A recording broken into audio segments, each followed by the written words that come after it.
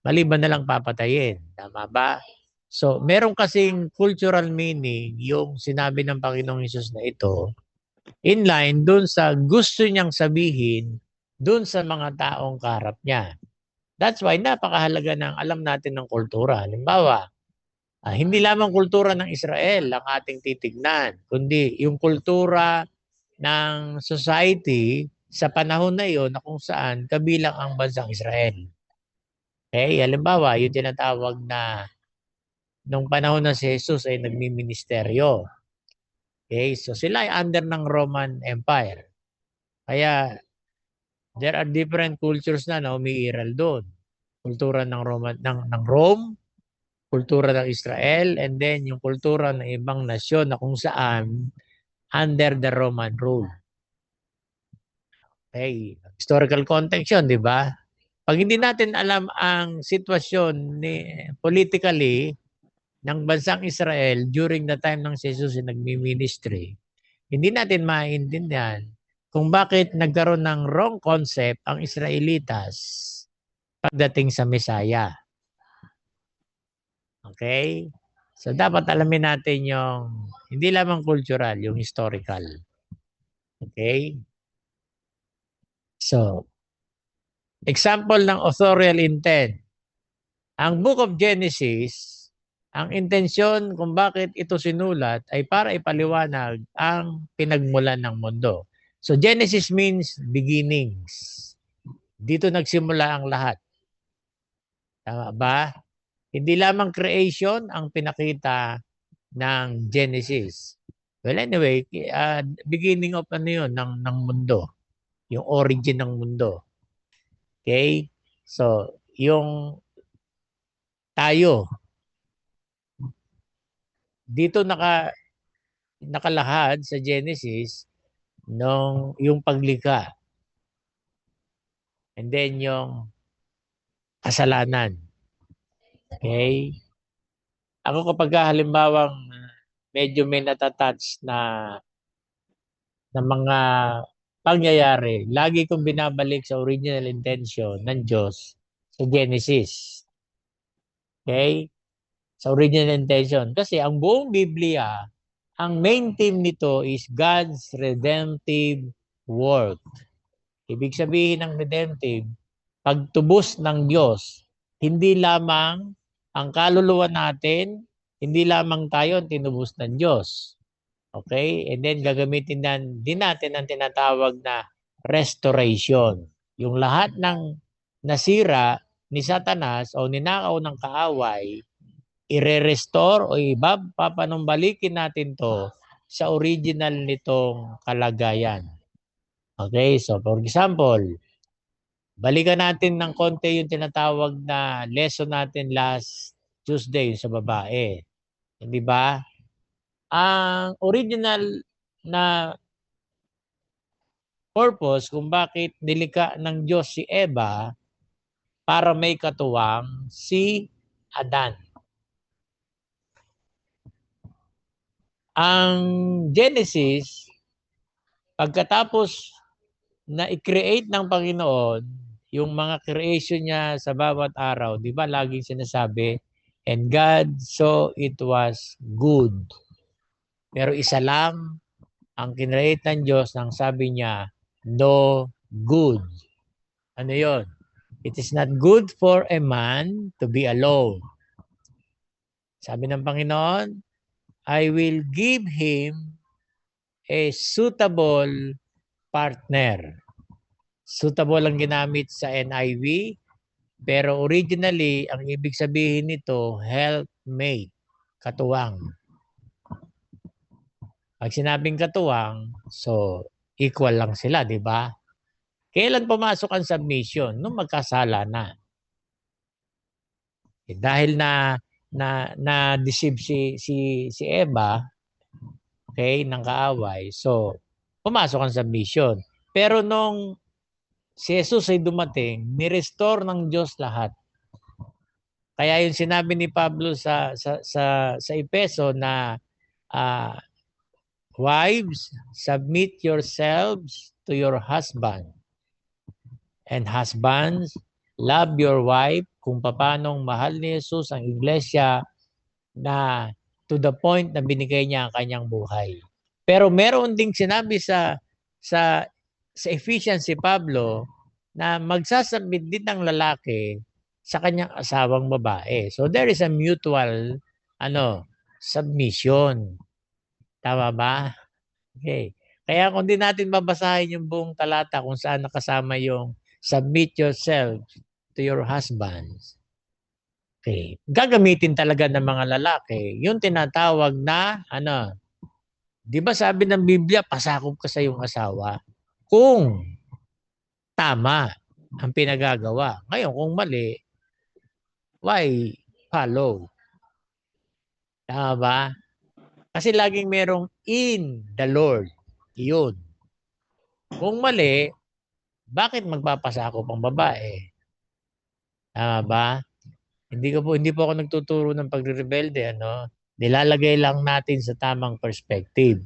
Kasi nga, ni-restore ni Jesus ang lahat ng sinira ng kaaway at ninakaw niya. Tama? So tayo ang katulong ni Jesus sa pagre-restore nito. Kaya yung mga kaluluwang ninakaw ni Satanas na ang Diyos ang nagmamay-ari, okay? So binabawi natin ito. Kaya nga sinishare natin para mabawi natin yung kaluluwa na para sa Diyos, hindi sa kaaway.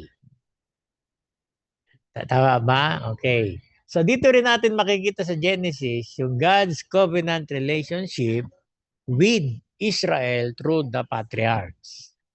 Kaya kung titingnan natin, pwede natin gamitin literally ang Israel lamang ang merong covenant relationship sa Diyos. Kasi yung iba naririnig ko, ang Kristiyano tayo ang mga spiritual Israelites. There is no such thing as spiritual Israelites. Kasi ang Israel, natural ang kanilang relasyon sa Diyos. Tayo, spiritual. So, nasusundan natin. Kaya sabi ni di ba?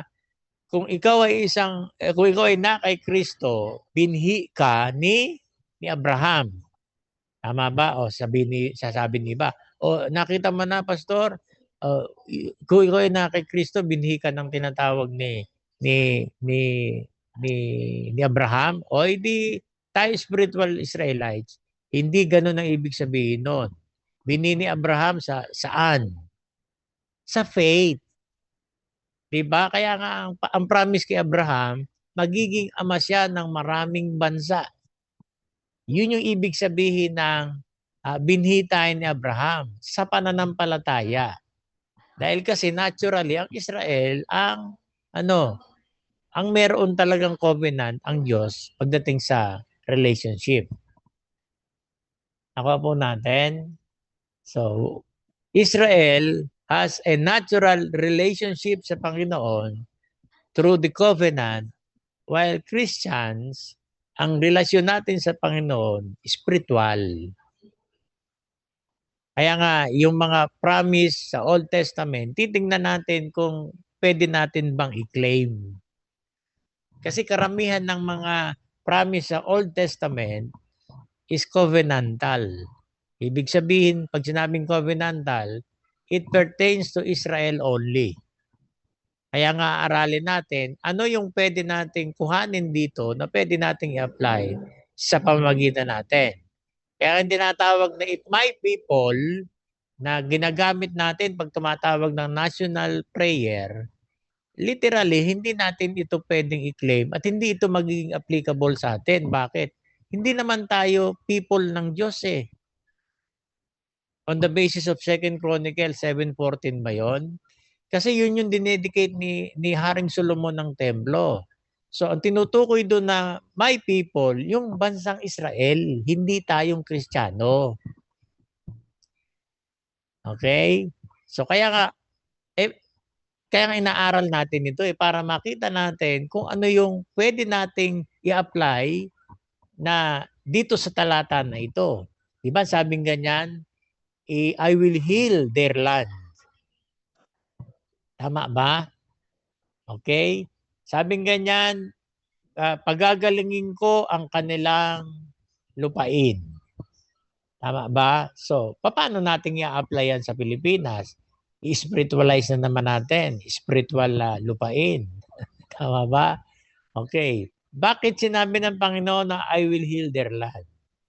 Kuhanin natin ang istorya ng Israel. Kapag sila'y tumatalikod sa Diyos, ano ang ginagawa ng Panginoon? Sila'y pinapasakop sa ibang bansa. At sila'y dinadala doon sa lugar na kung saan sumakop sa kanila. Kaya mapapabayaan ng kanilang mga lupa. Hindi nila matatamnan, hindi nila ito mabubungkal. Kaya matutuyo ito. Kaya kapag sila'y tumalikod sa kanilang kasalanan, manumbalik sa Panginoon, magpakumbaba at talikuran ng kanilang kasamaan at manalangin. Ano sabi ng Panginoon? Diringgin ko ang kanilang panalangin sa templong ito. Pertaining doon sa templo na dinedicate ni Haring Solomon na pinlano ni Haring David. Yung temple na ito. Tama ba? Kaya pagka ginawa nila iyon, ibabalik na sila ng Panginoon sa kanilang sariling lupa, which is sa Jerusalem. So, kaya doon pagagalingin ang kanilang land. Bakit? Kasi nandoon na sila, maalagaan na nila. At i-restore na ng Panginoon yung tinatawag na kasaganaan ng lupa. Kaya titignan natin ano ba ang timeless truth na meron dito na pwede nating i-apply. Tama ba? Na ang Diyos tumutugon sa panalangin natin. Kaya lamang not within the context ng templo. Sa New Testament kasi ang ating puso ay itinuturing na templo ng Diyos. Tama ba? Kaya wag natin masyadong kiniklaim itong 2 Chronicles ba ito? 7:14 o whatever ano siya. Paki-check na lang ninyo no kasi para alam ko dalawang version yan eh. Meron sa 2 Kings yata or sa Chronicles lang siya. Opo natin. Okay, so pag sinabing covenantal, pertaining to God and His nation, Israel. Yung sa atin dito, yung kahulugan o katotohanan, pag sinabing timeless, na pwede nating i-apply kahit sa panahon natin. Okay? Kaya yung mga sinabi sa aklat ng Leviticus, mostly yun ay para sa kanila. So bago tayo pumunta ron, dito muna tayo sa Exodus. Ano ang authorial intent ng Exodus? So pinakita dito yung tinatawag na pagdi-deliver ng Diyos sa kanyang bayan from slavery at ang establishment ng covenant and worship system. Yan ay mga animal sacrifices. Okay? So para sa kanila lang ang animal sacrifices. That time. Tama ba? So nung si Jesus ay napako na sa krus, tinupad na niya ang animal sacrifices. Bakit? Kasi yung animal sacrifices na yon, it points to Christ. Ibig sabihin, kung ano ang gagawin ni Jesus. Kaya nga 'di ba sabi ko sa inyo, hanapin niyo si Jesus o yung kanyang gagawin o ginawa dun sa talata na binabasa niyo sa Old Testament. So ito yung ibig sabihin nun. Okay? Na yung animal sacrifices, yun yung gagawin ni Jesus sa tamang panahon na itinakda ng Diyos na nangyari na. Ba? Okay. So, kaya dito natin makikita yung yung binigay yung 10 Commandments. Tama? Yung 10 Commandments ay ang pinakapuso ng maraming batas na binigay ng Diyos. Kaya nga, ang batas sa Old Testament na inihingi ng Diyos na tuparin ng kanyang bayan, okay, merong para sa kanila lang at hindi na para sa atin. Okay, mali pa. Ang para sa atin, yung moral law. Okay, halimbawa, yung wag kang papatay, wag kang magnanakaw. So, it applies to us. Hindi lang sa Israel 'yon. Sinabi lang yan ng Diyos sa Israel eh. Kaya pwede tayong pumatay, ganun ba? Tama. So moral law 'yon. Ibig sabihin universal law na pwede, kailangan i-apply ng lahat. So nakuha po natin. Pero yung tinatawag na yung animal sacrifices, hindi na para sa atin 'yun. Mag-aamoy katayan yung mga churches natin kapag ginawa pa natin ng animal sacrifices. Just imagine, ang ganda-ganda na ng church nila Pastor Nato sa Sia Santa Rita. Kung magkakaroon ng animal sacrifices, mamumula yung ano nila ron. Maging dito sa amin at sa bawat churches natin, di ba? Kaya nga pinadali na ni Jesus. Siya na ang nag-alay ng kanyang buhay for once and for all. So nakaupo natin. So nagkaroon na ng tinatawag na application sa panahon natin ngayon kung paano tayo maghahandog sa Panginoon. Hindi na animal sacrifices. Ang sagot doon, Romans 12. Di ba? Ano sabi? Kaya nga pinamamani ko sa inyo, ialay ninyo ang inyong katawan bilang haing buhay, kasaya-saya at kalugod-lugod sa Diyos. Ano ibig sabihin nito? Yung ating service, yung ating paglilingkod. Okay? So tama ba? Kaya nga sinabi ni Pablo, haing buhay. Kasi sa Old Testament, mga patay na hayop ang hinahain. So more on ritual. Sa panahon natin, more on spiritual. Tama ba? Bakit ko sinabing more on spiritual? Kasi nagbibigay pa rin tayo sa Panginoon ng something. Halimbawa, yung tithes and offerings natin. Tama ba? And then, yung mga bagay na meron tayo na kailangan ng gawain, ino-offer natin. Tama ba? Halimbawa, kulang ng mic, nahipo yung isa sa inyo, sa church ninyo. So, mag-o-offer kayo sa Lord through the thing para sa church. Pero more on spiritual tayo. So Leviticus naman, okay, to teach Israel how to live in holiness before a holy God through laws, sacrifices, and priestly regulations. So parang yung sinabi ko po sa inyo kanina sa Exodus kasi, sorry, establishment ito ng tinatawag na worship system.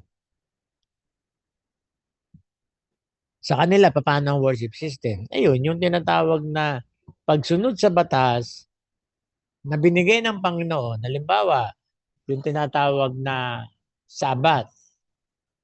Okay? Merong utos sa kanila na sa loob ng 7 taon, aani sila. Okay, aani sila.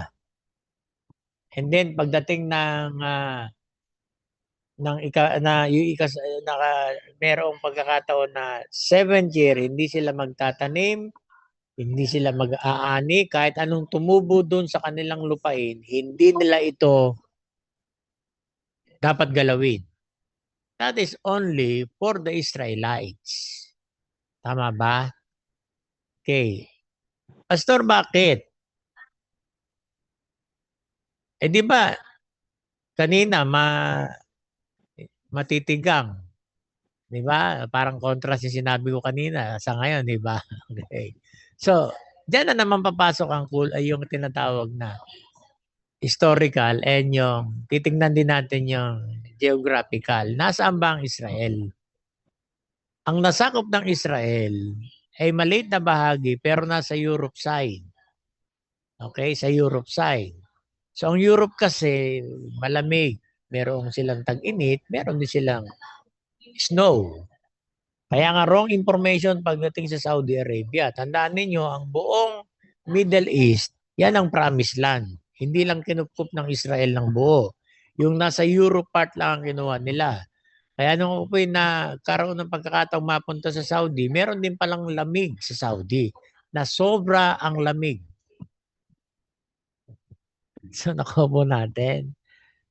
So balik tayo dun sa tinatawag na sa kanila kahit di nila ito tamnan, as long as nandoon sila at nasa kalooban sila ng Diyos, dahil malapit sila sa Europe, hindi nawawala ang hamog.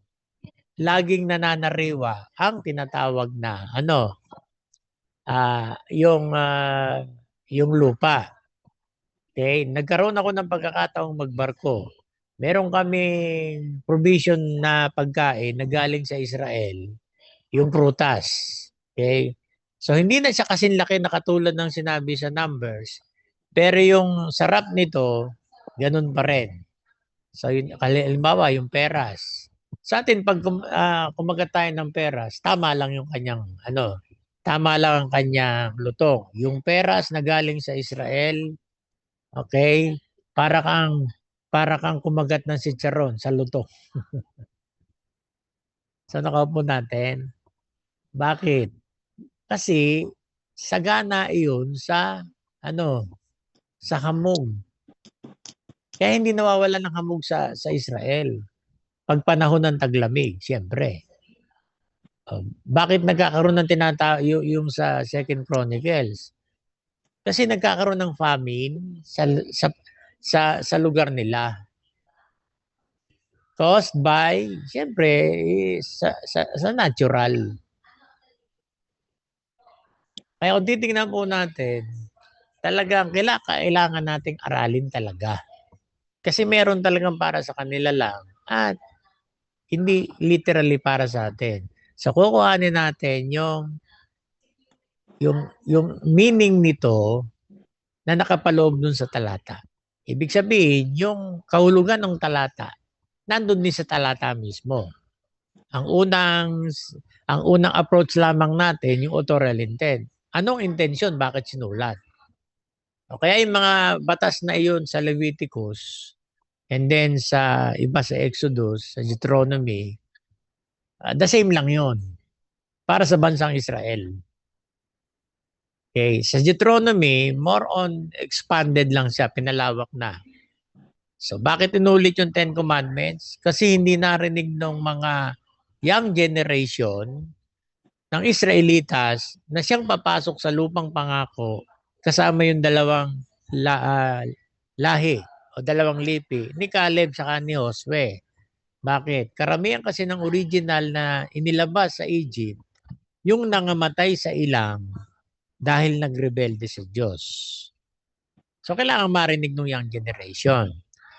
Pero well expounded na at binigyan na ng kaliwanagan ng mas malawak na paliwanag ni Moises. Unlike doon sa unang pagkakabigay. Kaya baka makita ninyo, ay bakit iba to? Nga ba? So kaya yan ang ibig sabihin ng authorial intent. Ano intention ni Moises? Bakit niya sinulat ang 5 books of law? So yung tatlo, natalakay na natin. So example lang po kasi to. Tama ba? Kaya yung gospel, iba-iba ang presentation kasi iba-iba ang intensyon ng sumulat nito. Nang gusto nilang communicate doon sa original audience na recipient ng halimbawa yung Book of Mark, Book of Matthew. Okay? So that is the meaning ng authorial intent. So madali namang i-trace yung mga sulat ni Pablo kasi nakalagay na doon na sulat ni Pablo sa mga taga-Corinto. Ang kukuhanin na lang natin dito, ano ang intensyon ni Pablo ng pagkakasulat niya nung sa Corinto? At least nabigay ko na po sa inyo kahit papaano ng pahapyaw yung tinatawag na intensyon ni Pablo kung bakit siya sumulat sa Corinto para bigyan ng solusyon yung patakot-takot na problema ng Corinto. Pero sabi may narinig akong ICADS pala nung kami kabataan pa. Masarap na pag-aralan ang 1 Corinthians kasi maraming problema. Ibig sabihin, marami kang pwedeng tignan na anggulo para matuto ka kaysa sa Philippians. Ang Philippians, nagkaroon lang ng tinatawag na tampuhan, yung dalawang leader ni Pablo. Hindi natin alam kung ano yung pinagtampuhan nila. Tama ba? Kaya yung sa sinulatan ni Pablo na church, ang Philippians ang pinaka mabait na church. Kasi wala talagang problema. Nagkaroon lang ng tinatawag na tampuhan yung dalawang leader niya. Unlike sa Corinto, merong immorality kasi meron doon na kinakasama yung pinakasama ng tatay niya. Tapos yung kanilang yung tinatawag na yung Santa Cena na ginagawa natin ngayon, sa kanila ay breaking of bread. Ang nangyari, parang naging ano na, parang family day na siya. Nagkakainan na lang sila without the real essence at hindi pa sila sabay-sabay. Nagkaroon din sila ng problema pagdating sa speaking in tongues, sa spiritual gifts. Kaya at least alam na kaya madali nating maturol ang intensyon ni Pablo bakit siya sumulat sa Korinto para bigyan ng solusyon yung iba't ibang klase ng problema sa Korinto. Okay? So, pangalawa, text-centered meaning. Pag sinabing intrinsic, yung nakapaloob. Parang yung pera natin, meron tinatawag na intrinsic value. May tinatawag na kahalagahan na nakapaloob dun sa papel na pera natin. Okay? Kaya kung papansinin natin, bumababa na yung papel, yung inalis na yung mga mababang denomination ng papel natin. Inabot ko po yung pisong papel. Okay? Tinanggal na siya. Yung 5 pisong papel, tinanggal na siya. Bakit?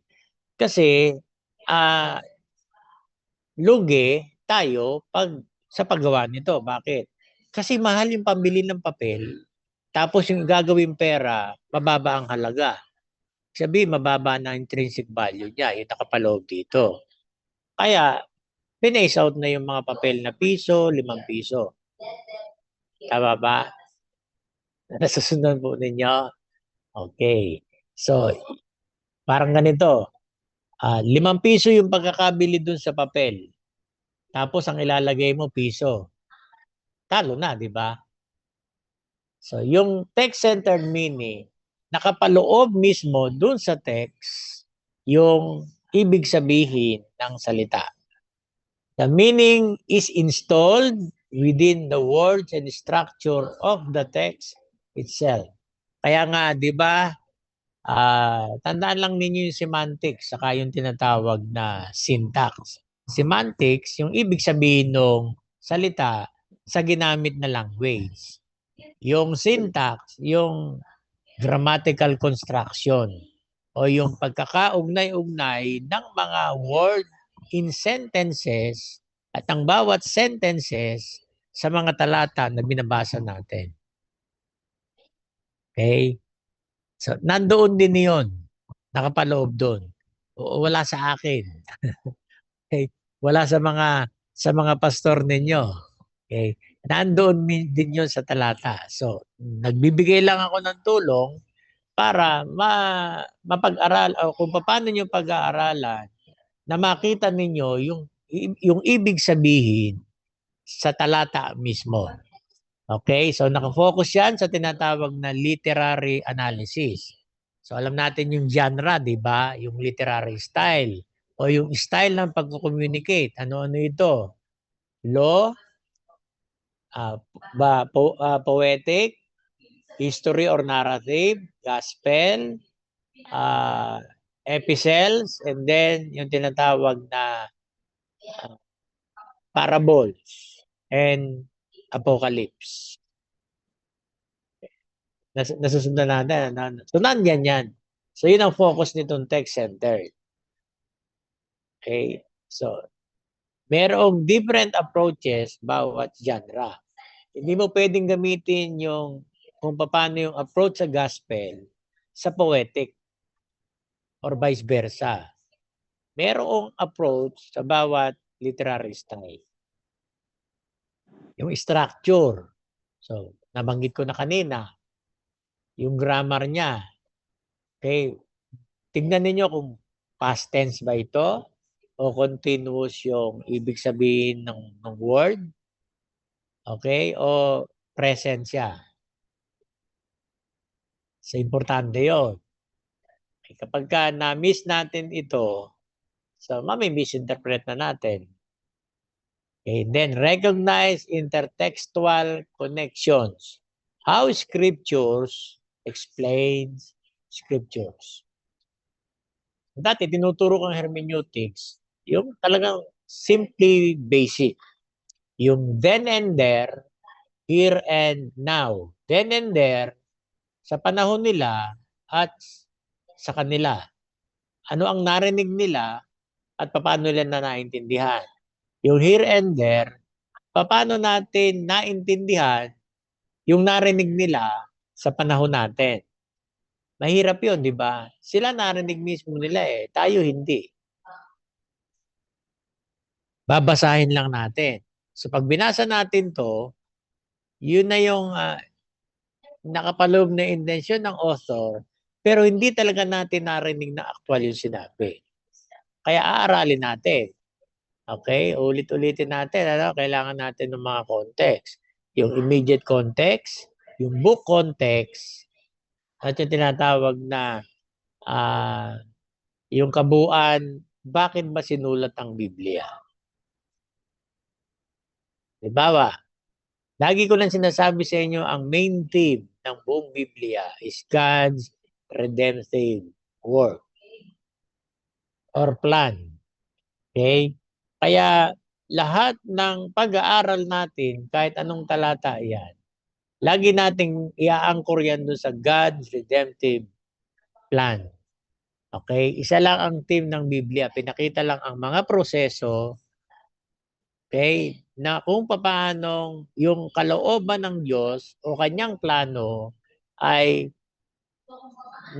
napangyari. So napangyari na ang God redemptive plan kasi nung si Jesus ay namatay sa krus. At nagpapatuloy ang redemptive plan na ito. Okay? So tinubos na ng Diyos ang mundo. Kaso hindi naman ganun naintindihan ng mga tao. Kaya kasama tayo sa magre-restore o instrumento tayo ng restoration na ito ng Diyos para sa mga tao. So, nasusundan po natin? Okay. So tuloy natin dito pa rin tayo sa text-centered meaning, intrinsic value. Scripture explains scripture or scripture interprets scripture simply means clear passages help explain unclear passages. And the Bible explains itself when read as a whole. Kaya dapat masipag tayo magbasa. See to it na mabasa natin ang buong Biblia at least yearly. Kung meron po kayo nung tinatawag na study Bible, okay, kahit na yung student Bible, ito, yung ganito. Okay, malabo, ano? Student Bible to, baka meron kayo ito. Sa harapan nito, meron itong tinatawag na mga Bible reading plan. Okay? Bible reading plan, iba't iba. Kung gusto mong makita ka agad yung tinatawag na yung tawag dito, yung introduction sa bawat Biblia. Yun lang yung babasahin mo. Halimbawa, day 1, Luke chapter 1, day 2, Luke chapter 2. So, ganun lang yan. And then, meron diyang plan na mababasa mo ang Biblia, Old and New, sa loob ng isang taon. Bakit? Kailangan natin kasi, pag nabasa natin ang buong Biblia, doon talaga natin maintindihan ang gusto kung ano ibig sabihin ng mga talata. So, binigay ko na po sa inyo na ang main theme ng Biblia is God's redemptive plan. O siyempre, may mga nakaugnay po dito sa redemptive plan na ito. Paano ba na-i-implement talaga ng Diyos yung kanyang redemptive plan?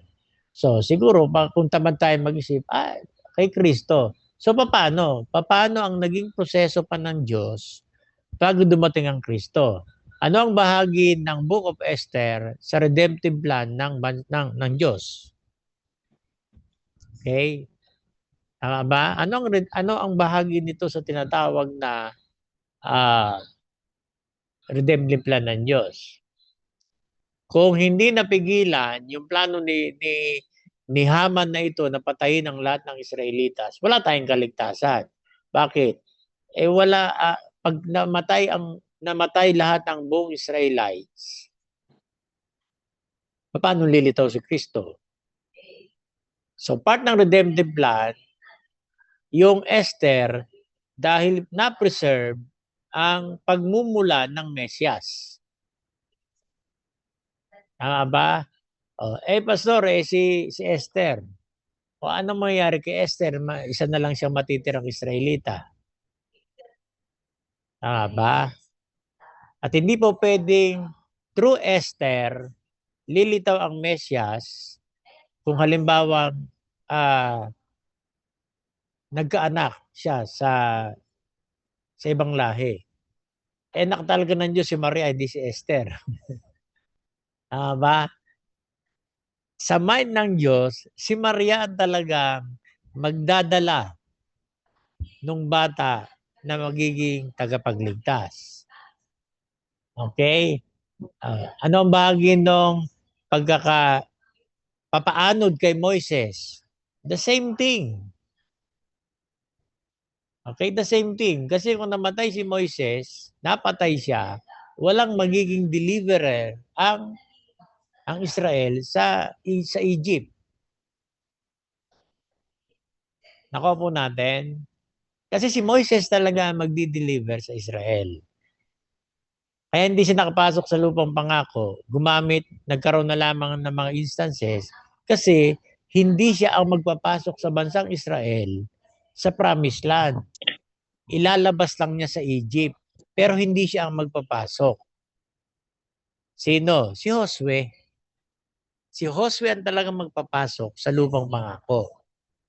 Okay? Kung pumasok si Moises sa lupang pangako, paano niya maisusulat yung Genesis, Leviticus, Exodus, and Numbers? Kasi nung pinasulat ng Diyos kay Moises, yung 5 books of law, nung naiwan na siya doon sa bundok, dahil kasi hindi siya nakapasok. So nakuha po natin. So bawat aklat na iyan, bahagi yan ng redemptive plan ng Diyos. Dito pinakita kung papaanong dumating at umabot sa atin ang kaligtasan. Okay? So, bigyan na natin ng tinatawag na halimbawa ito. So, faith and works. Sabi ng Ephesians chapter 2 verse 8 to 9, tayo ay naligtas sa pamagitan ng biyaya ng Diyos, hindi sa pamagitan ng gawa. So, it seems so in this agreement sa tinatawag na sinabi ni Santiago na faith without works is dead. Okay? So, ito alam na natin kaya madali nating maintindihan yan. Tama ba? So, ang mag-i-interpret niyan yung verse 10. Kasi 8 to 9 lang to eh. Tama ba? Sa verse 10, ang magiging sagot niyan. Tayo ay naligtas sa pamamagitan ng pananampalataya, hindi sa pamamagitan ng ating mga gawa, para tayo ay makagawa ng mabuti na ipinrepair na ng Diyos nung una pa man. So, ibig sabihin, hindi sila in contrast. Iba ang context ng pagkakagamit dito o yung tinatawag na intention, yung pagdating sa talata na ito dito sa Santiago. Ibig sabihin, ang totoong pananampalataya ay nagpo-produce ng good works. Sa Old Testament, para ipakita ang kanilang pananampalataya sa pagsunod nila sa mga kautusan. Okay? So, action pa rin yun. Yung kanilang faith sa Diyos, kinakailangang ipakita nila by action pa rin. Ano yun? Yung pag-a-apply ng law. Yung pag-a-apply ng law, ang nakapaloob dito, mga good works. Tama ba? Okay. Kaya lamang makikita natin yung good work sa pag-apply nila ng law. Sa panahon natin, hindi na tayo sakop ng law. So paano natin maipapakita na tayo tunay na mananampalataya? Through good works. Na sinabi ni Santiago na yung pananampalatayang walang gawa is patay. At sinabi rin nila ni Santiago rito na kung alam natin kung ano yung tama, hindi natin ginawa, nagkakasala tayo. Kasi hindi natin naipakita yung pananampalataya natin doon. Na alam natin yung tama, hindi natin ginawa. Alam kasi natin ang kasalanan lang natin yung nagsinungaling tayo, o yung mangungupit tayo, yung gagawa tayo ng mga bagay na kung saan labag sa kalooban ng Diyos, yun yung kasalanang alam natin. Tama ba? Pero meron tayong kasalanan na siguro guilty tayong lahat na hindi natin alam. Ano yun? Na yung alam natin yung katotohanan o yung totoo, hindi naman natin ginagawa, hindi tayo nagte-take action dito, nagkakasala tayo. Bakit? Kasi disobedience yun. Yung hindi natin magawa nung tama, disobedience yun. Kaya nagkakasala tayo. Kahit alam natin ang tama. Bakit nagiging kasalanan? Kasi hindi natin ginagawa. Okay, nakuha po natin. So, yan ang tinatawag na scripture interprets scripture. Kaya, di ba, sabi ang pinag-aaralan natin, never isolate one text from the whole context. Di ba? Pag inalis niyo yung verse 10, hindi natin talaga masyadong maintindihan yan. Okay, so, at ito, parang kinokontra niya yung sinabi nito. Okay. So, dito, hindi pinag-uusapan yung kung paano maliligtas, kundi paano ang gagawin natin bilang isang ligtas. Na sinabi rin dito sa Ephesians chapter 2, verse 8 to 9, sa verse 10. Dito, pinakita niya na yung kaligtasan hindi sa paggawa ng mabuti, kundi sa biyaya ng Diyos na ipapakita sa mabuting gawa na sinabi sa verse 10. Okay, ito isa pa sa medyo critical sa ano eh. Do not call anyone on earth father. Okay? Okay, siguro kaya iba tawag nila sa tatay nila hindi father eh, tatang. So nung bago po ako dito sa Bataan, nagugulat na sabi ng iba, bakit tinatawag mong tatang si Mang Garyong? Garyong kasi pangalan ng lolo ko. Tatay mo ba siya? Sabi ko hindi. Bakit? Ang tatang kasi sa Bataan pala, yung tatay. Laki po ako ng Quezon City eh. Ang alam ko tatay. Kaya nung napunta ako ng Bataan, dahil kasi nakamulatan ko na natawag sa kanya tatang, tatang na rin ako. So nakaupo natin. Okay. So hindi tatay. Tama ba? Misinterpret pa eh. No? Okay. So do not call anyone on earth father. Huwag ninyong tatawagin ng kahit na sino dito sa lupa na tatay. Kaya lang mga sabi ng Exodus chapter 20 verse 12, honor your father and your mother. Tama ba? Sa 1 Corinthians chapter 4 verse 15, ang sabi ni Pablo, kahit na meron kayong 10,000 mga guardians kay Kristo. Okay? So wala kayong mga tatay, pero kay Kristo, ako'y naging tatay ninyo sa pamamagitan ng gospel. Dito po sa amin, okay, meron pong pagkakataon na ang tawag na po sa amin is tatay at nanay. Ngayon, kapag halimbawa sa gawain, o kaya sa loob ng church, doon kami tinatawag na pastor sa pastora. Pero outside the church, ang tawag po sa amin tatay at nanay. Tama ba? Okay. Which is, mali ba? Hindi. Bakit? Tatay at nanay sa pananampalataya. Yun yung sinabi ni Pablo. Kaya hindi pinagbabawal ni Jesus na gamitin ang pangalang tatay o title. Kung hindi against ang Panginoong Jesus sa pag-exalt ng religious titles at hindi niya binaban ang salitang Father. Yun ang context nun. Okay? Tandaan niyo sa gospel, laging merong confrontation si Jesus sa mga religious leaders na mapagpaimbabaw. Halimbawa, ako okay lang na hindi ako tinatawag na pastor. Kasi hindi naman ako after sa title. Okay? Kaya nga pagka tinatawag nila ako, pinapakilala, nilalagay nila minsan Reverend Dr. Arman Pascual. Laging sinasabi, bakit may doktor pa? I am not after po sa title kasi. As long as nandun yung respect, meron nga kaming kaibigan dito na ang tawag lang sa amin, brother and sister eh. It's okay lang. At least medyo mas intimate ang relationship. Bakit? Eh kasi brother and sister, magkapatid eh. Pagka pastor, title, may pagitan. Pero hindi ko sinasabing mali. Kasi pagrespeto yun. Kung tinatawag ninyo yung mga pastor nyo na ng pastor, okay lang yun. Kasi yun yung dapat at yun ang respeto. So ang point dito, kasi masyadong entitled ang mga religious leaders, kaya ginamit niya yung tinawag niyo akong ama, ay tinatawag niyo akong mabuti. Sinabi niyo yun, di ba? Isa lang mabuti, yung Diyos. Okay? So dito, hindi niya sinasabing huwag tawaging Father. The focus is yung mga religious titles. Tama po ba? So tawagin akong brother, tawagin akong pastor, okay lang. Tinatawag ng pastor pero sa talikuran naman tinatadtad ka.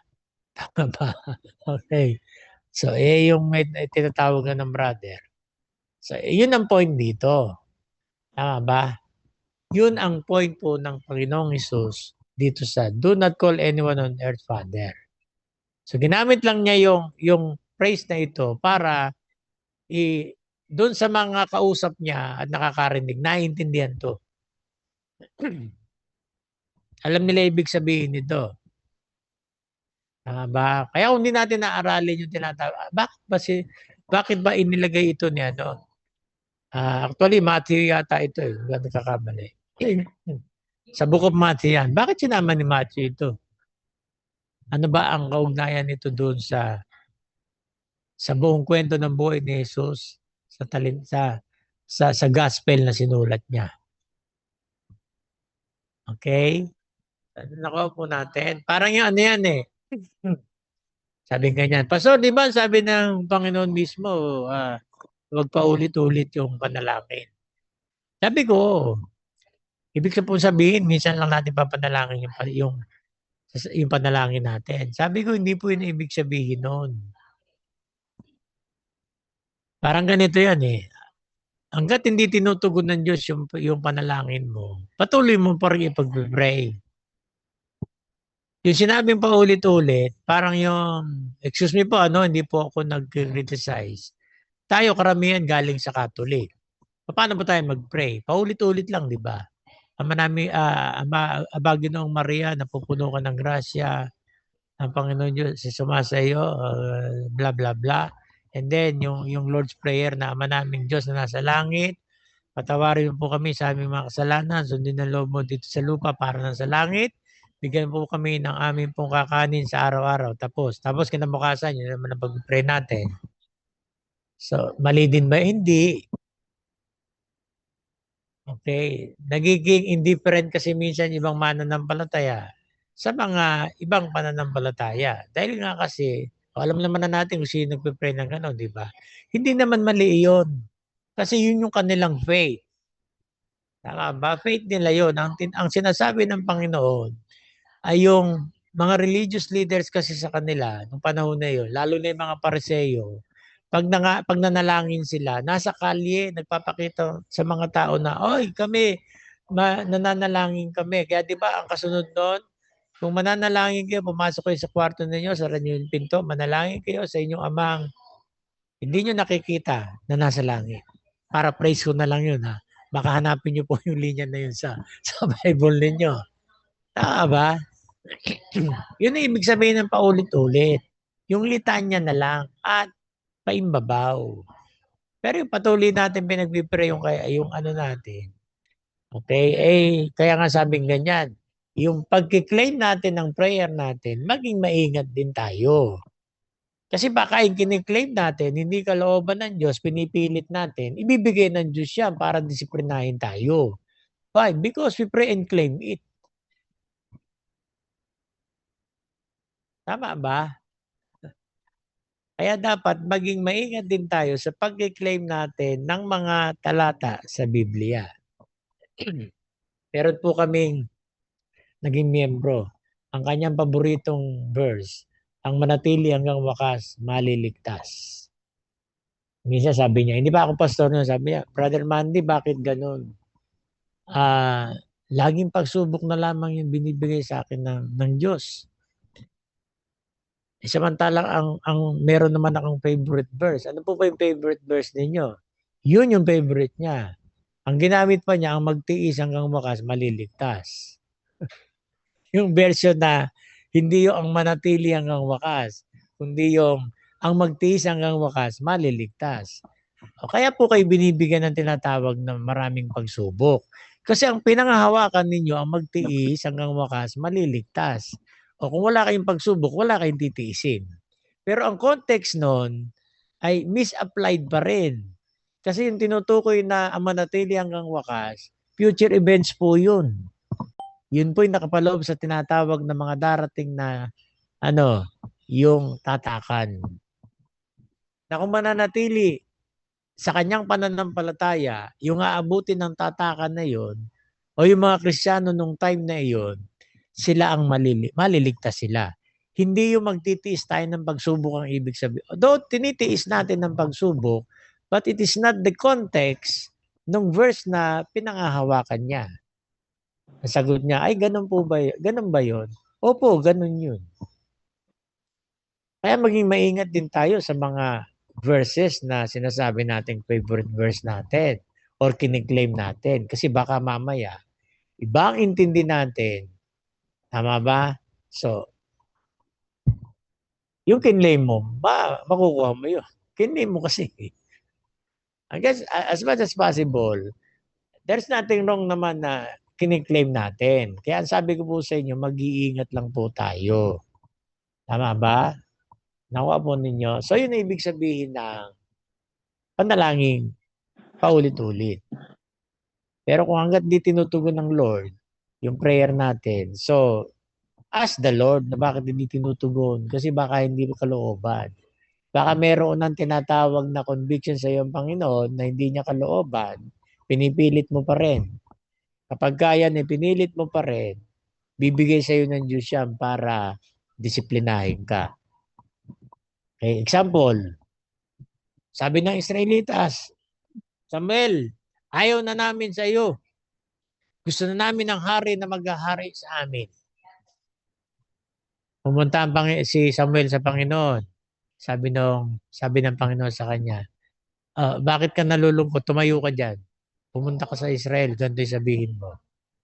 Ganito ang gagawin ng magiging hari ninyo. Ano sabi ng Israel? Hindi, basta bigyan nyo kami ng hari. Okay?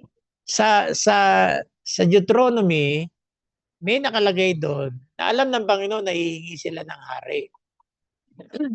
Tama? Kaya lamang paghingi nila ng hari, maling motibo.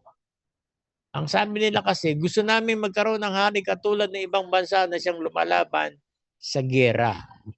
Nasa kanila na ang Diyos bilang hari nila. Ang gagawin lang nila, susunod sila, ang Diyos na bahala sa kaaway nila.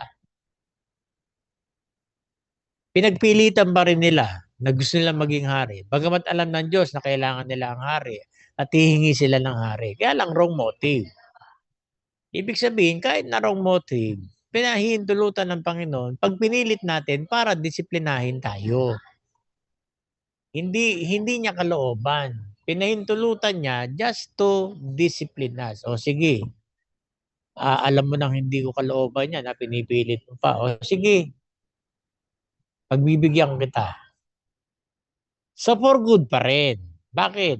Gusto ng Panginoon kasing matuto tayo kung paano ang tamang pagsunod.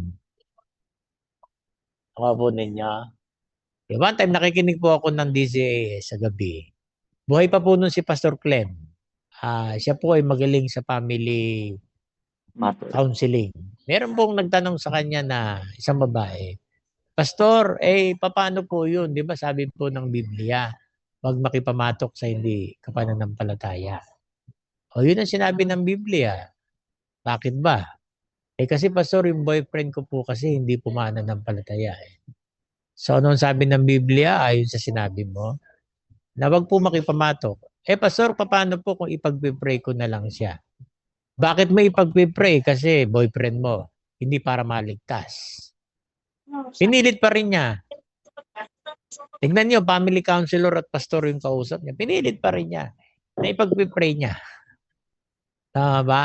Okay, marami pong naging kabataan ganyan na nauna sa akin.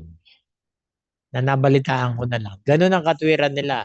Pastor, sharean ko naman magiging asawa ko, dadaling ko sa church.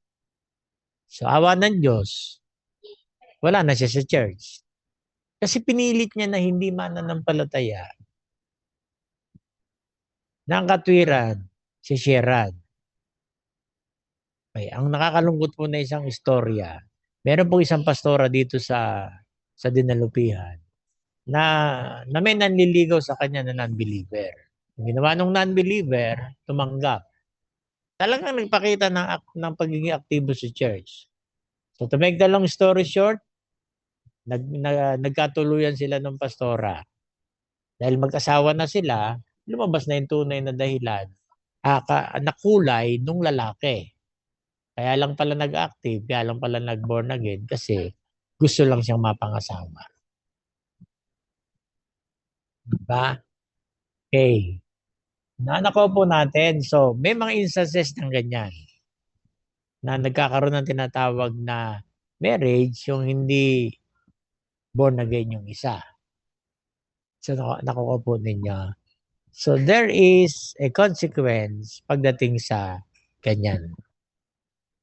Bakit? Kasi, sabi ng Biblia, do iba ang context ng huwag kang makipamatok sa hindi mo kapananampalataya. So, God allows just to discipline.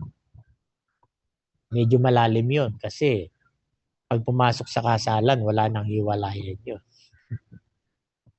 Kaya dadalhin na niya yung tinatawag na consequence ng ginawa niya. The only thing na laya siya dito, kung talagang magiging totoong Kristiyano, yung non-Christian na napangasawa niya, but it is a compromise. Okay? Compromise po yun. Nakuha po natin. Kaya dapat maging maingat tayo sa mga talata na ating kiniklaim. Nakuha po ninyo? Okay, so kaya ito, dapat intindihin natin, hindi sinabi ni Jesus na bawal ang tawaging tatay. O hindi, yung exalting religious titles. Kasi sa kanila, merong ibig sabihin ang father.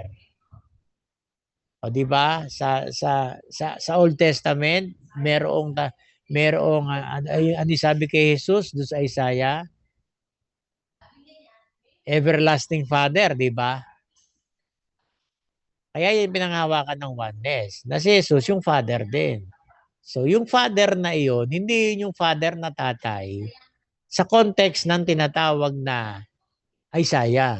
Kundi ibig sabihin nun, originator.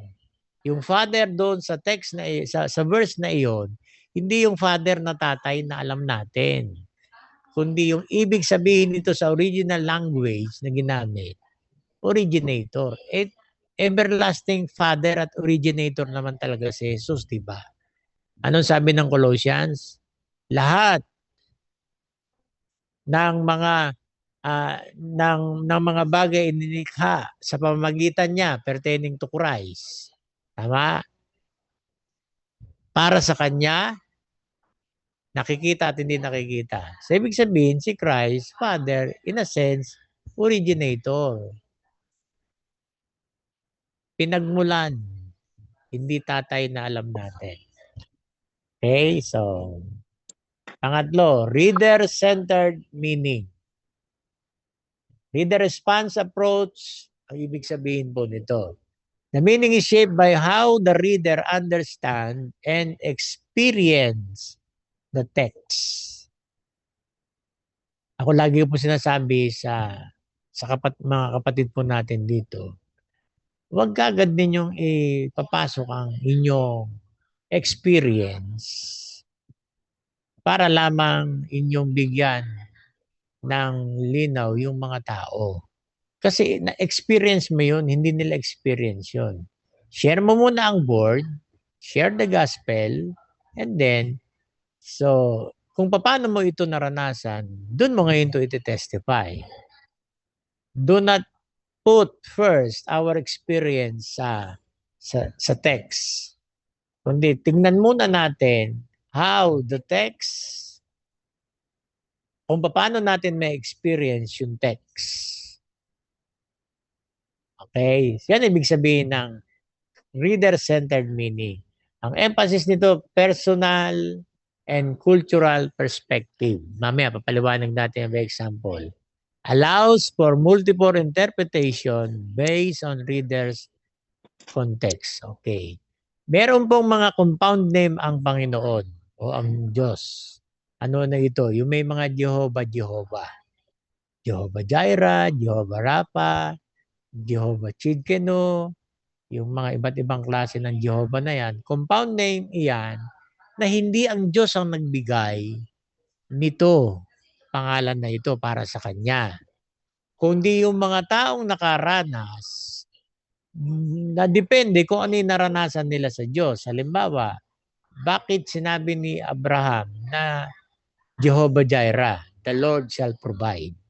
Kasi nung time na ihahandog niya si Isaac, hindi ba pinigilan siya ng Panginoon? Nasabi nga niya, tumingin ka sa itaas mo sa gawing kaliwa, may makikita kang ram na nasa loob ng tinik. So kuhanin mo yun ang ipalit mo handog sa iyong anak. Sa halip na yung anak mo ang handog mo, yung ram na iyon. Kaya sabi niya, on this mountain, the Lord shall provide. According sa kanyang naranasan, doon sa ginawa ng Diyos. Tama ba? Kaya yung Jehovah Shalom, kung sino nakaranas nito, yun yung naranasan niya, kaya tinawag niyang Jehovah Shalom, yung Panginoon. Nakuha po natin. Okay. So, it is more on a personal. So, kung paano mo ngayon na naintindihan at naranasan yung salita, so ito yung ito ang magbibigay ng kahulugan sa iyo. Tama ba? Okay. So, naka-approach ito sa reader experience, response to the text, rather than only what the original author intend. So, maliban sa intensyon ng author kung bakit niya sinulat ito, nakapaloob dito dahil kasi nga reader-centered yung kung paano mo naranasan at kung paano ka nag-respond sa text. So meaning it is sabi nga meaning is not only in the text but also in the interaction between the text and the reader's life situation. Halimbawa, yung kantang God Will Make a Way na compose yan ni Don Moen kasi nagkaroon ng car accident ang kanyang pamilya, lahat namatay. Siya lang ang natira. Hindi niya alam kung ano yung gagawin niya dahil kasi yung sitwasyon. Doon nangusap sa kanya yung tinatawag na talata sa Biblia na God will make a way where there seems to be. Kaya nasulat niya yung kanta. Kasi yun yung na-experience niya during that time dun sa talata na binigay sa kanya ng Diyos. That is the story ng God Will Make a Way na kanta ni Don Moen. Tama ba? Paano natin yung tinatawag na biblical, ibig sabihin nasa Biblia mismo. Yung Psalm 23. Tama ba? Psalm 23, yung sabing ganyan, the Lord is my shepherd. I shall not be in want. Okay. Hindi ito talata para gamitin mong ah, kalakasan mo sa panahon ng ikaw ay kawalan. Tama ba? Okay. Hindi mo pwedeng i-claim ito o hindi ito pwedeng i-apply doon sa mga dumadanas ng tinatawag na o may mga pinagdadaan ng mabigat. Okay? Siguro nagtataka sila bakit kaya sinabi ng pastor na hindi mo pwede. Kasi experience ni Haring David sa Panginoon itong Psalm 23. Tama ba? Okay. Ibig sabihin na hindi nangangahulugan na kailangan magkaroon ng problema para ano mo yung Psalm 23. 'Di ba? Ang Panginoon ang aking pastol. Gusto nyo kantahin ko na lang para hindi ako mahirapan. Ikaw ang aming pastol, hindi nagkukulang, sapat na at higit pa. Experience ni Haring David yun sa karanasan niya sa Diyos. Tama ba? Kasi mostly ginagamit lamang ang Bible verse kapag halimbawa nahihirapan na, nabibigatan na, doon papasok yung Lord, sabi mo sa iyong salita, di ba? Parang sinusumbatan pa si Lord, di ba? Lord, sabi mo sa iyong salita, ganito, ganun, ganyan. Lagi ako may, pagka talagang nakikita kong mali, hindi ako nangingiming i-correct yun eh. Kasi minsan sabi niya, Lord, sabi mo, di ba, pagka sumunod ako, pag naglingkod ako, pagpapalain mo ko. Sabi ko, saan talata mo sa Biblia nakita yung sinabi mo na pag sumunod ka, pagpapalain ka ng Diyos. Totoo po yun, ganun po. Pag alam kong mali, kumukuha ako ng timing, kinokorek ko po. Bakit? Kasi accountability ko po yun bilang pastor. Kaya lang, dinadaan ko naman sa maayos na pagsasalita. Medyo na ano lang ako dahil kasi kinukwento ko sa inyo. Pero nung kinausap ko po yun, hindi po ganon. Walang sinabi ang Biblia na pag naglingkod tayo, pagpapalain tayo ng Diyos. Tama ba? Okay, pagpalain tayo ng Diyos o hindi, responsibilidad nating sumunod. Bakit? Kasi Diyos natin siya eh. And God demands obedience. Tama ba? Okay, kaya minsan hindi tayo pinagpapala kasi mali ang ating motibo. Sumusunod tayo dahil kasi gusto lang pala natin na pagpalain tayo ng Diyos. Panginoon natin siya, di ba? Ano ba ang ginagawa dapat sa Panginoon? Sinusunod, pinaglilingkuran. Kaya lang tayo, hindi tayo yung slave na katulad ng slave sa panahon nila na talagang property o pag-aari sila ng kanilang amo. Kaya kung ayaw silang pakainin, hindi sila pakakainin. Tayo kasi hindi ganun ang pagiging slave natin. Slave tayo ng Panginoon para gumawa ng kabutihan. Kaya pag sumusunod tayo, na sinabi po sa Deuteronomy, pagpapalain tayo ng Diyos. If we obey God. Pero hindi sinabing pag naglingkod. Tama ba? If we obey God.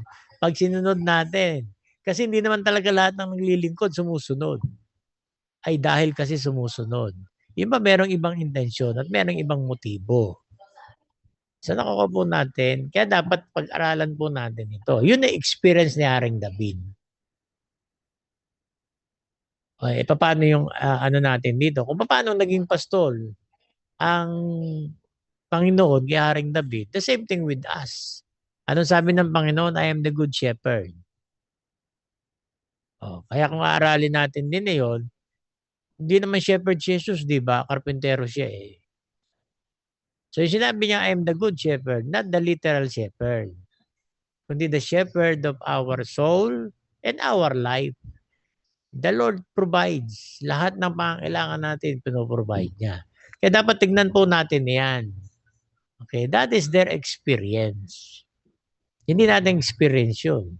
So kung gusto nating maranasan, try to interact with the text na binabasa natin. Ngayon, so, siyempre tayo, alam din natin ng na kung paano natin naranasan, gano'n natin Hindi lang ganun natin mamahalin ng Diyos, kundi ganun natin titingnan kung anong aspeto ba o anong karakter o personality ba ng Diyos na meron siya na naranasan natin. So kaya the Lord shall provide dahil nga kasi naranasan niya yon. So kinukuha na lang natin yung prinsipyo na the Lord is our great provider kasi sinabi ni Pablo sa sinulatan niya sa New Testament, my God shall supply all your needs according to His riches and glory. So kasi naranasan ni Abraham yung ganong ano sa Panginoon yung kanyang kakanyahan Kaya Jehovah Jireh. So, dahil kasi ang Diyos nagpo-provide din sa mga pangangailangan natin. So Jehovah Jireh din natin siya. Pero yun ay dahil natutunan natin kay Abraham. Tama ba? Okay, yung shalom, di ba? Yun yung peace. Kasi naranasan yun hindi ako nagkakamali, si Gideon. Jehovah. Si Gideon yata, Jehovah Shammah. Yung Lord is lagi nating kasama. Na ibig sabihin nun. Di ba yung Espiritu Santo? Ganon. And I will be with you, sabi ng Panginoon, through the very end of the age. Sabi niya, I will be with you. Pero pauwi na siya sa langit, di ba? It is through the presence of the Holy Spirit. Kaya yun yung tinatawag na kung ano yung pwede nating kuhanin at apply para sa atin. Yun yung tignan natin. Kung paano naging shepherd ang ating Panginoon kay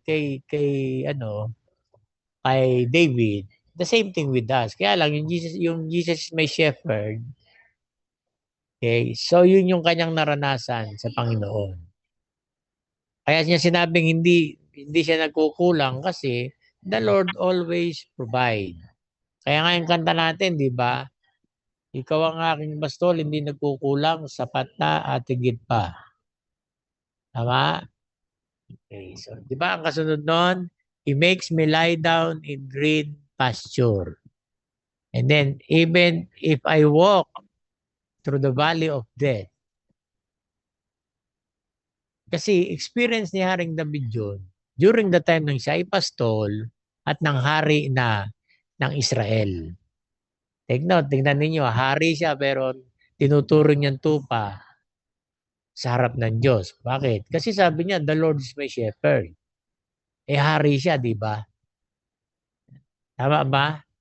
So hindi niya tinuturing ang sarili niya sa harapan ng Diyos na hari, kundi pastol siya. So, marami tayong pwedeng kuhanin dyan na hindi lamang lessons, hindi lamang truths. Marami tayong pwedeng kuhanin at least sermon point dyan sa The Lord is my shepherd. Doon na lamang sa isang talata sa The Lord is my shepherd. So yung mga sumunod na talata, yun yung naranasan ni Haring David sa ating Panginoon bilang isang shepherd. Tingnan ninyo yung ginamit na term, shepherd. Ibig sabihin, masunurin. Tama, shepherd. Kung shepherd ang Lord para sa kanya, tupa siya. Ibig sabihin, masunurin. Kaya talagang dadalhin ng Panginoon sa green pasture. Kasi iba yung interpretation nila Pastor, nakakayaman po sabihin, magpapaalam na po ako sa inyo. Bakit? Hahanap po kami ng greener pasture. Nagpaalam na nga ng insulto pa Para sinasabi niya, Pastor, hindi po greener pasture dito sa church. Tama ba? Okay. Kasi kahit saan kang church, pumunta, kung masunurin ka, o kahit saan church ka nandoon, kung masunurin ka, you will find from the Lord the greener pasture. Kung ikaw ay lilipat sa isang church at hindi ka rin naman susunod sa Panginoon, okay, hindi ka rin makakaranas ng greener pasture. Tama po ba? Okay, kaya yan po yung where the meaning is found. Nandun sa tatlo. Sa nakapo ninyo. Nandun po sa tatlo. Nakapo ninyo. Okay. Okay, tapos na po tayo sa atin pong lesson and hoping na tayo po ay maraming naging reflection, maraming naging takeaways sa pinag-aralan po natin. Okay, so sige po, tingnan po natin yung inyong pong mga naging reflection. Tingnan ko lang po muna yung message, ano. Kanina pala yun, yung kay Ate Marian. And then, kay Aris. So, tinawagan po siya sa kanya pong trabaho. Okay? So, wala si Pastor Darwin. Okay, so ang kasunod, si Kuya Jerome na. Kasi wala na rin yung Angel eh. Matagal na siyang nag-ano. Parang hindi ko yata na-meet yun dito sa klase. Okay, si Kuya Jerome, pakinggan natin sa kanyang reflection.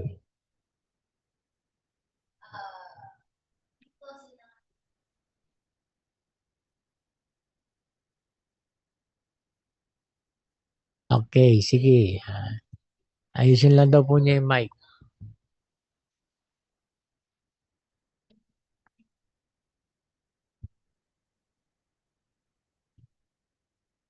Sige po, habang inaayos po ni Kuya Jerome yung kanyang mic, so tawagin na po natin, pakinggan po natin si Pastora Joanne.